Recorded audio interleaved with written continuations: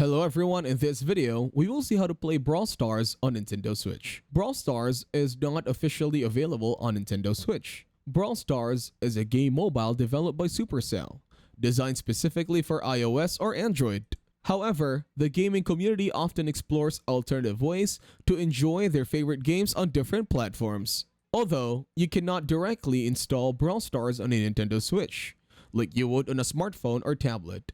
There are some unofficial methods that can be used to play it on Nintendo console. It is important to note that these solutions may require software modifications that are not sanctioned by Nintendo. This could void your device's warranty or access restrictions. Proceeding with such methods is at the user's risk.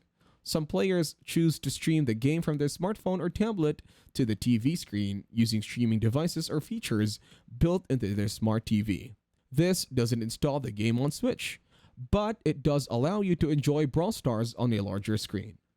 Another option is to use Android emulator on a PC to play Brawl Stars and then use a PC to Switch streaming feature. However, this method is technically complex and may involve latency and other performance issues. The homebrew community has explored ways to modify the Switch to run unofficial software, including Android emulators.